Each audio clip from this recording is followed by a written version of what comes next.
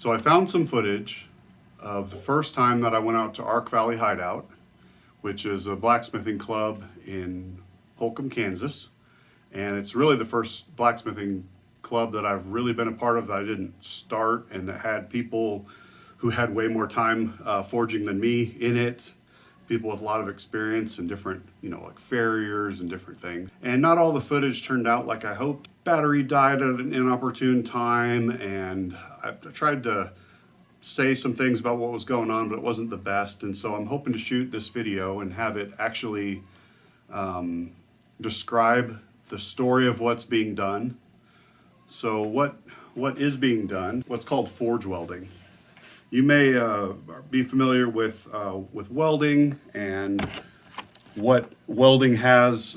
Usually in modern processes we use gases, and we use electricity and things like that to weld.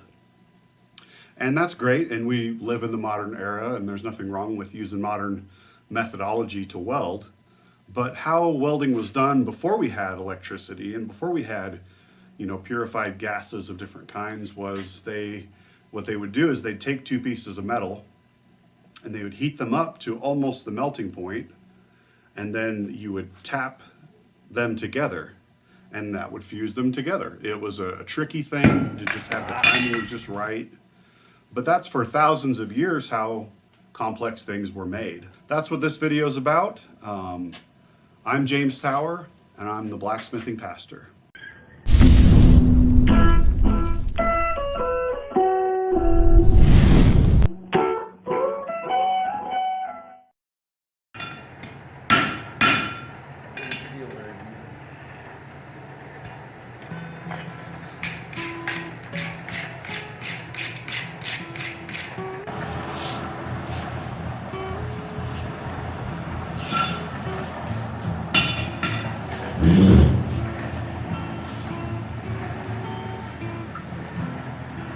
Two guys in the video that you're going to see are Mike. He's the guy with all the tattoos. He's kind of a newer, up-and-coming smith.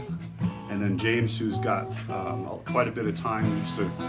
Still shoes his own horses and got into it a lot later in life, but really he's a pretty formidable blacksmith. He's pretty good in the challenges. He's won more than he's lost, I think, and he's a guy that I can learn a lot from. And he was giving me some instruction on how to do forge welding. Got quite a nice setup.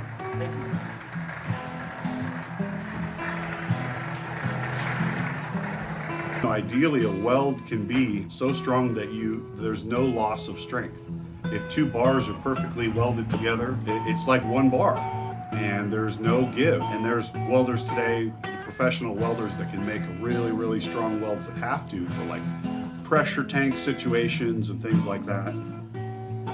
But it all has its roots back in a fire, in a guy with a hammer heating up two pieces of metal, or one piece that was doubled over on itself, getting that heated up to just the right point where it's almost about to melt. And if there was no oxygen in there to form the scale that forms, if the timing was just right, if the person was skillful enough and could just tap it, just gently tap it at just the right time and in just the right way, you could make two pieces into one piece. Forge welding is a thing that had a lot of application, and I want to aspire to be the kind of blacksmith that really masters that skill, that really can harness those abilities and do things the old school way. I hope to share the story of my first, maybe second attempt at forge welding, the fun that we had that night. So those guys up at Ark Valley, great bunch of guys. I have a lot of videos of doing blacksmith challenges with them. They do a lot of those, what's called the black box challenge, where they have a box. It's not really black. It's got armholes cut in it. You can't see what's in the box, and you have to reach in there and feel what's in the box and then try to make it. And you got to try to make that item as accurately as you can, but you never get to lay eyes on the piece that you're actually making. You only get to feel it. And that's what I typically do with these guys now. I typically go up for their challenges, fellowship, maybe once a month, twice a month if I can get away. It's a great bunch of guys, and their approach is let's master some of these skills. Let's do it by hand. Let's do it the old way. And I really appreciate that. You know the saying, a chain is only as strong as its weakest link? That was kind of a blacksmithing quality control saying. You know how good your forge welds are. It doesn't matter if they're mostly good. If one of them is really weak, it's not going to make it. Dude, honestly, this metal is so soft. It doesn't necessarily have to be hot. Okay. Brush it and knock that in. Hit, set one side on the anvil, draw this, drive that side and drive them together and then flux it. Okay. And you're probably ready for a weld. Okay.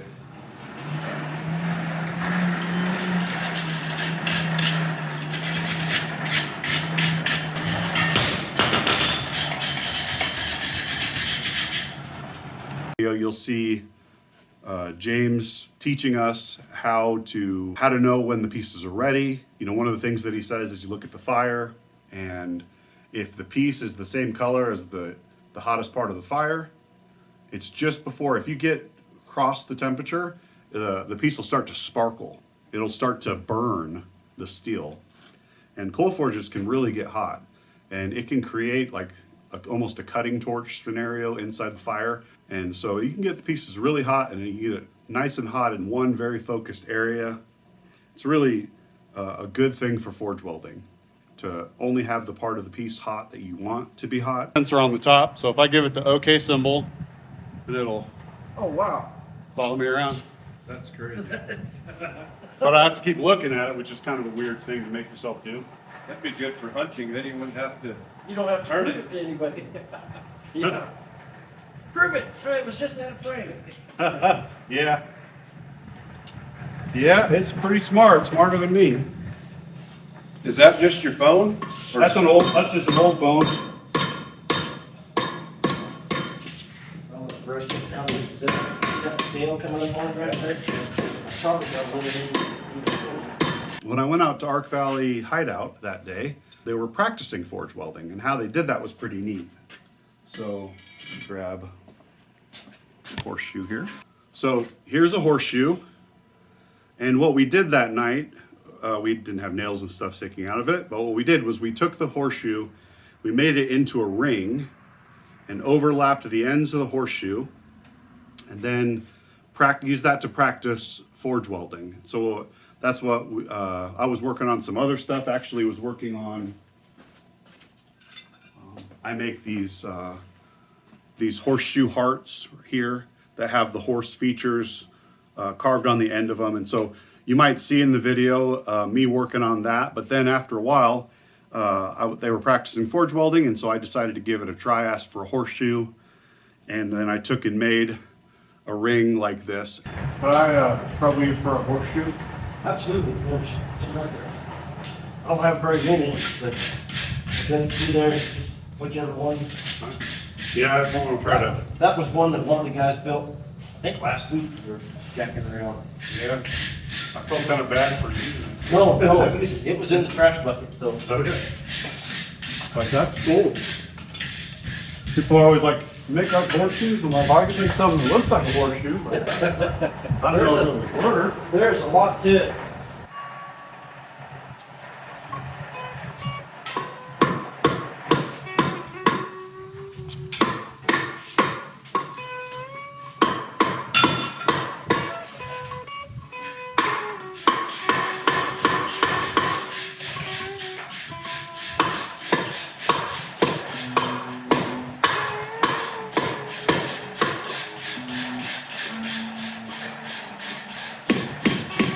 The anvil that I was using, here's my main anvil right here. The horn on the anvil is round, but this anvil that I was using at first actually had a flat top, and it didn't do what I was expecting it to do. It was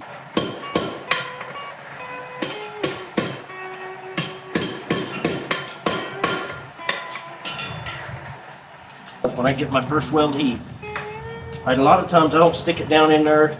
I try to keep it to where I can just see the metal just a little bit. And I want my metal to be the same color as that hottest, almost as that hottest part of that fire that's down in there. Okay. Not quite, because if you get it, it's just before it starts sparking. Okay. I was listening to Roy talk about how he brings his stuff up, and then he slowly takes the air away from it, because the air is what makes your scale. And so this is kind of new for me tonight. I want to just crank the heck out of this thing and get it hot. But look right down here. I'm almost started bucking. You see right down there? That's my metal. So I'm gonna put that up. And your first heat. Just.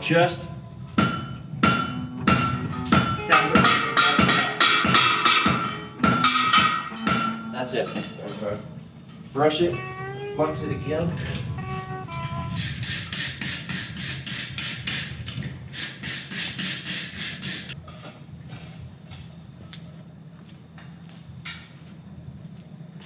This is just borax. Got a 20 mil team laundry soap.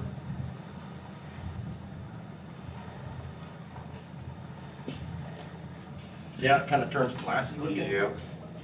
What we're using for flux, 20 mule team borax laundry detergent. And basically what that stuff does is it forms a glassy layer on the material that stops the scale from forming. And then if there's scale that's already formed in between the joint, it washes that out. The reason that we use a lot of those gases, heavy gases and things in welding is because the air, the oxygen, is destructive to the weld. It gets in there and it can cause big bubbles in the steel, and you don't want those there. And that prevents a good weld. And so in modern welding, we pump heavy gases that displace the air. So it's a thing that we still do, a way that we still do it in some modern applications. Mostly it all happens, and not a lot of people who even do it understand all of what is being done in the process. But in blacksmithing, you get to see the process the way that it used to be.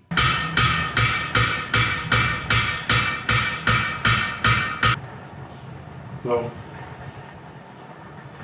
think about like that. What I would do is we're going back up a little bit and taper those. Where's that one, Mike? Yeah. Taper those. And then when you bring them around, then your stock is long. You know, that's nearly the same thickness as the shoe. It's a little bit thinner, but if you're just overlapping two layered edges, so that as you weld them, then they're the same thickness, you don't have to try to beat it out. And the reason for that is, you know, you need to hit something so you're welding the exact size that you want. Where if you started with that, now it needs to be thin. By the time you drew that out, now it's going to be too big. And where if you're wanting to do a lap joint, which is, you know, they're really lapped over like that, they need to be tapered to where they lay like that. All right, I'm gonna try my forge weld here, see if it works. Good and hot.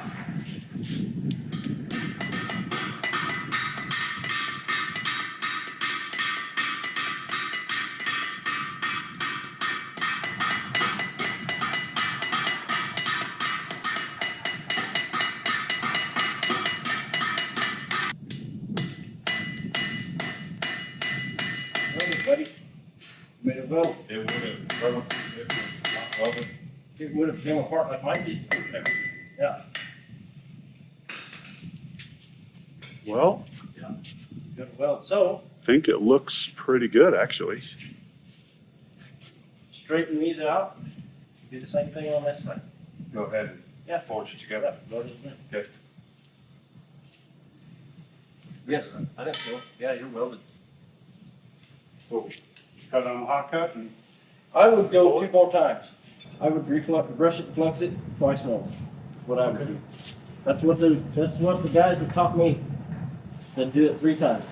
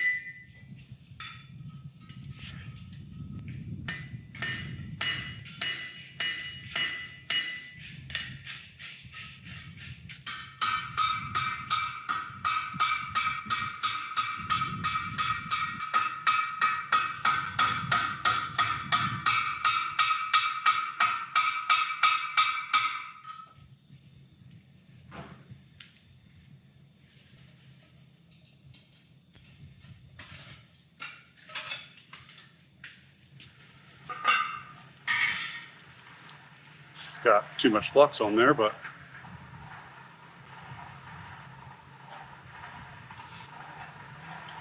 I think it's, you know, in the summertime, or especially when we were using a lot of coal.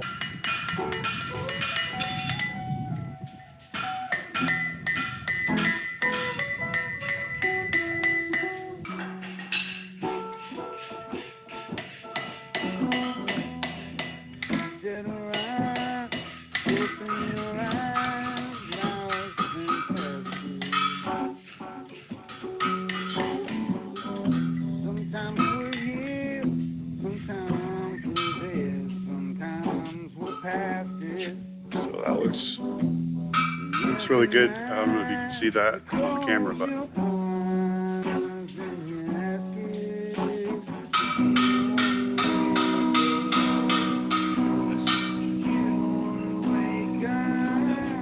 so I'm gonna cut the ring and then see how well my weld holds.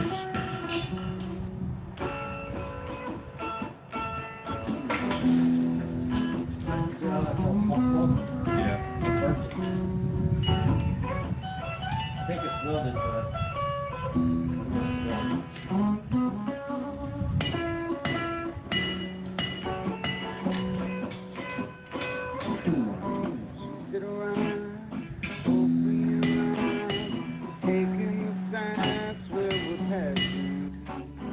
I cut it in the middle of the horseshoe here, and then I tested the weld. I twisted against it just to see how well the weld actually held, which I was really surprised how it held.